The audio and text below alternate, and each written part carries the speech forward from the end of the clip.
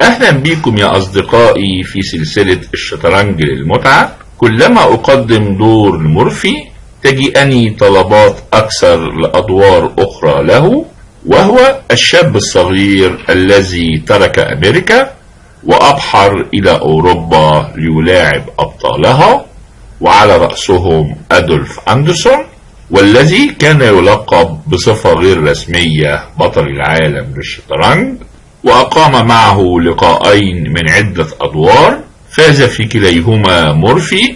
وهنا سأقدم أحد هذه الأدوار الذي يعتبر من أقوى ما دار بينهما، وإذا كنت لم تكتفي فسأقدم لك في النهاية دور آخر لمورفي يعتبر من أقوى الأدوار التكتيكية التي لعبها في حياته.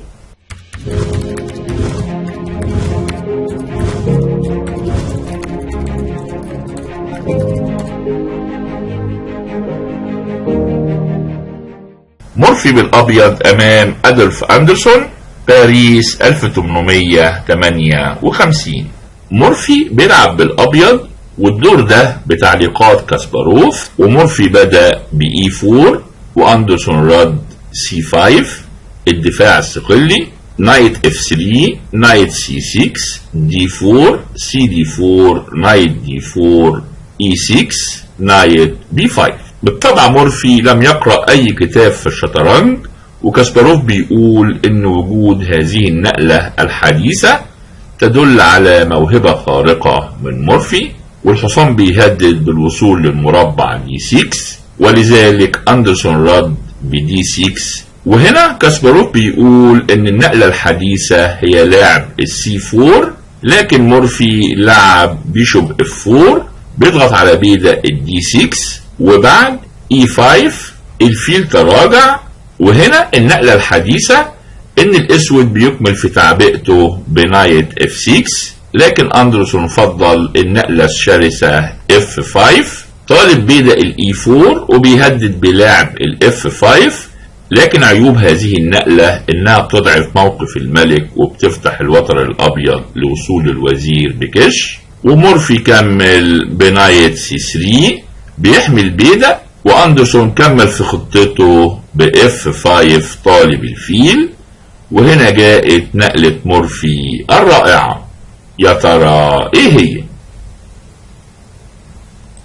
مورفي ترك الفيل ولعب نايت D5، بيترك الفيل لكن الحصانين بيصوبوا على المربع C7 بشوكة للملك والرخ، وبالطبع لا سبيل لأندرسون لمنع الوصول، ولذلك أخذ مضطرا الفيل. وبعد نايت C7 تشيك كينج F7. هنا من المفترض ان مورفي ياخد الرخ ويخرج فائزا بالفرق، لكن مورفي طمع في الدور ولعب كوين F3 تشيك، والنقلة دي اعطت أندرسون فرصة ذهبية للهجوم المضاد، وكمل نايت F6. ومورفي بيكثف هجومه ببيشوب C4 طالب كش بالكشف للملك، لكن هنا أندرسون لعب نقلته الدفاعية الهجومية الرائعة نايت D4، بيترك الكش بالكشف وطالب الوزير، وكذلك بيدا الC2 بشوكة للملك والرخ، والنقلة دي عطلت هجوم مورفي كثيرا. على أي حال كمل نايت تيكس F6 بيكشف كش للملك. وهنا أندرسون اللاعب الماهر لم يلعب النقلة المنطقية كينج G6، لأنه هيخسر بعد كوين H5 تشيك، كينج F6 نايت E8 تشيك، والملك لا يستطيع التحرك وإلا كوين F7 تشيك ميت، ولابد أن يضحي بالوزير، والأبيض بياخد الوزير وبيربط الفيلين على الرخين وبيشل حركة القطع السوداء، وكذلك بيهدد كوين F7 تشيك وفي طريقه للفوز. ولذلك أندرسون لم يلعب الكينج G6، إنما لعب النقلة الهائلة D5، ودي ربما أفضل نقلة دفاعية في الدور، لأنه بيبعد الفيل عن الدفاع عن الملك. ومورفي أخذ مضطرا بيشوب تيكس D5 تشيك.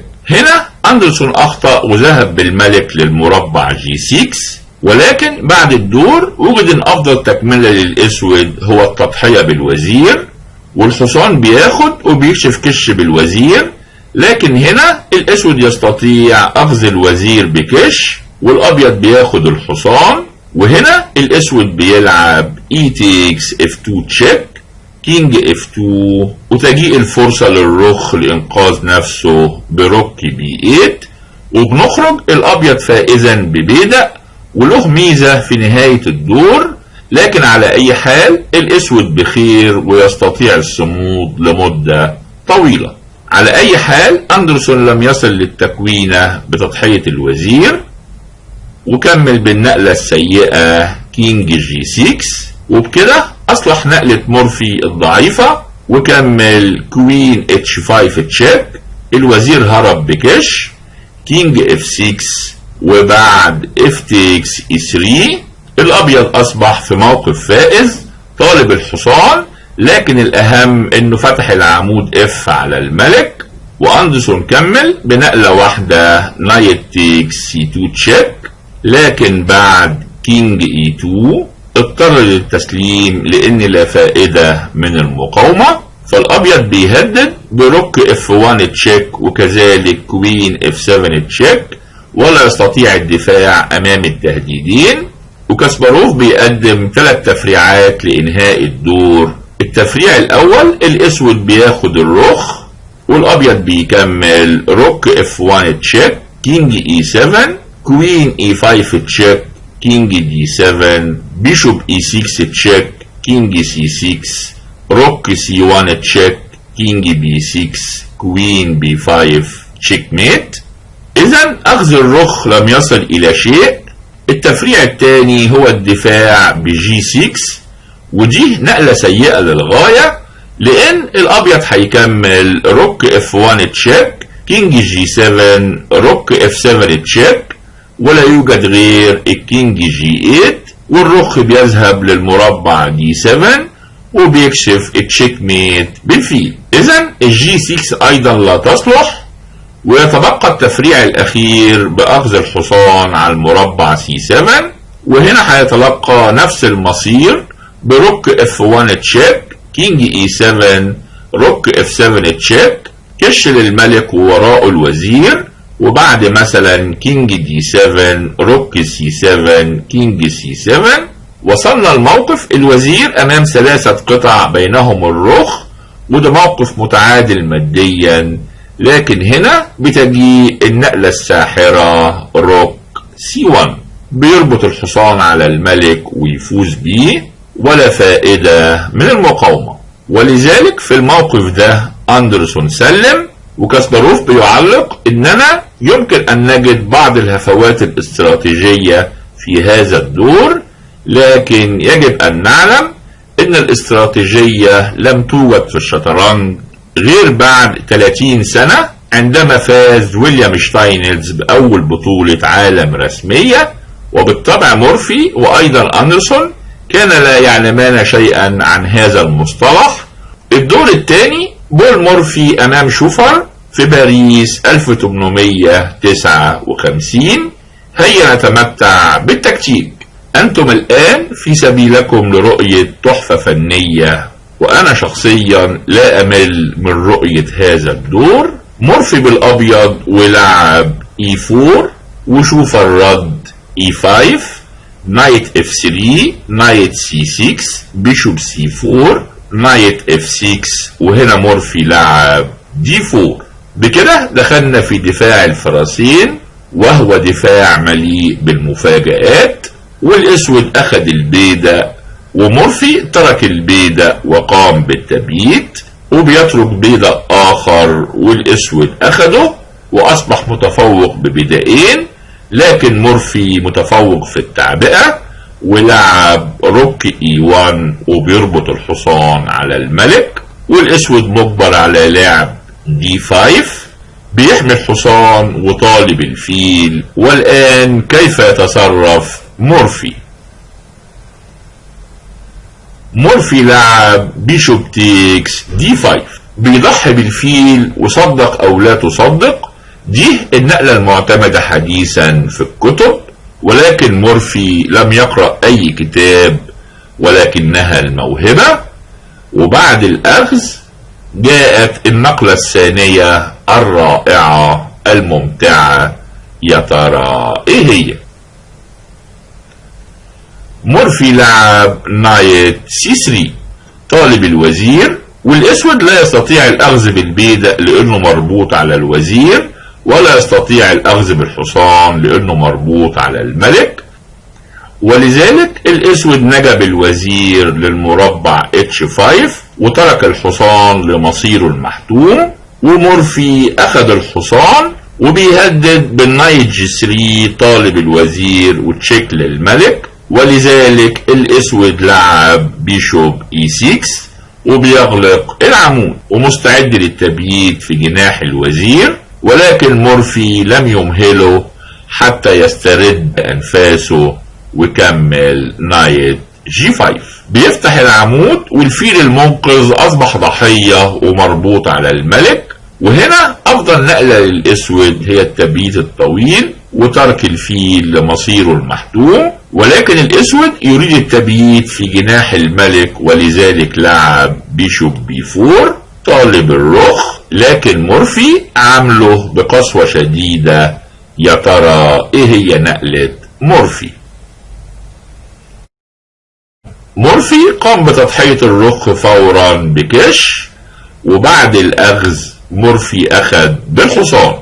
طالب ياخد على المربع G7 بشوكة ملكية، وكذلك طالب الاخذ على C7 بشوكة للملك والرخ، والاسود اهتدى للدفاع بكوين F7 بيحمي المربعين الحرجين، وفي نفس الوقت طالب الحصان.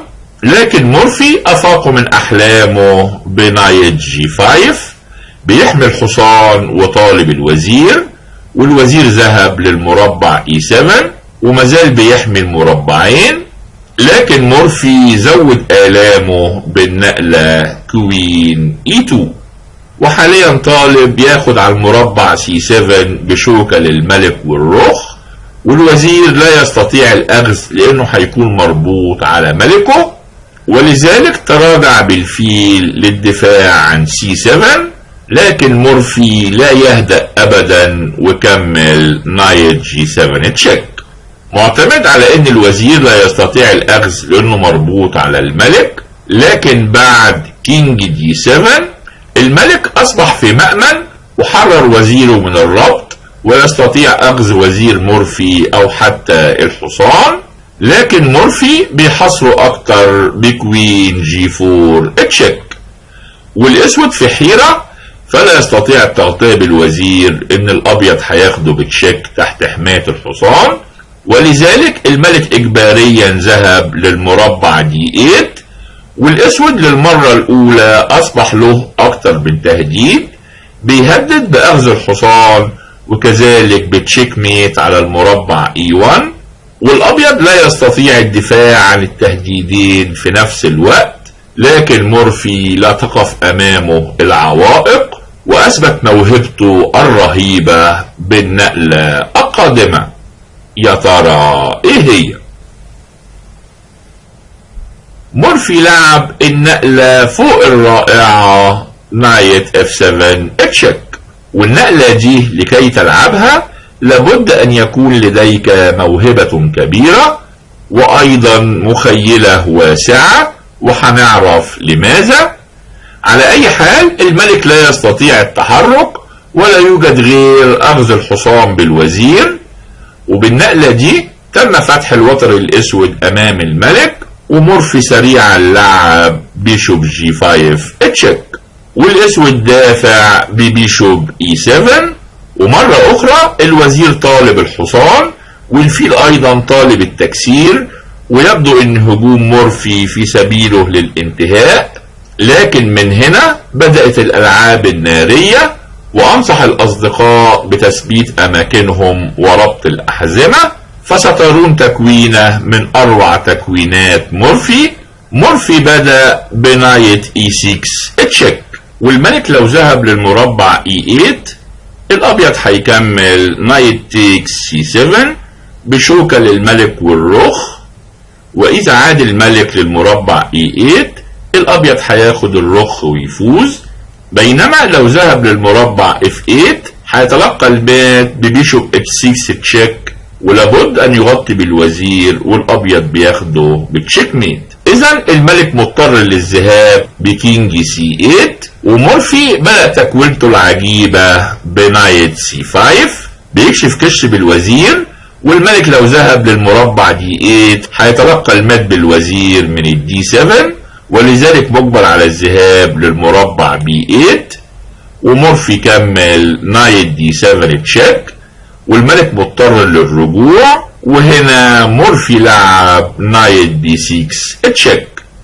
المرة دي كش بالكشف وكذلك كش مزدوجة، والملك لو ذهب للمربع D8 هيتلقى المات، ولذلك لابد أن يذهب للمربع B8، وهنا مورفي أعلن المات في نقلتين. هل تستطيع أن تجد طريقة المات؟ مورفي توج الدور الرائع بالتضحية الرائعة كوين C8 تشيك. بالطبع الملك لا يستطيع أخذ الوزير لأنه محمي، ولابد بالأخذ بالرخ، وهنا مورفي أنهى الدور باللمسة السحرية نايت D7 تشيك ميت، والحصان الضعيف بيعطي مات للملك وسط قطعه الثقيلة التي لا تستطيع التدخل. أرجو أن يكون هذا الدور قد أعجبكم، وأن يكون ظمأكم المتجدد لمورفي قد ارتوى ولو قليلا، وإلى اللقاء وفي انتظار رغبتكم. وإذا أعجبك هذا الفيديو من فضلك سجل إعجابك واشترك في القناة وشارك بتعليقاتك.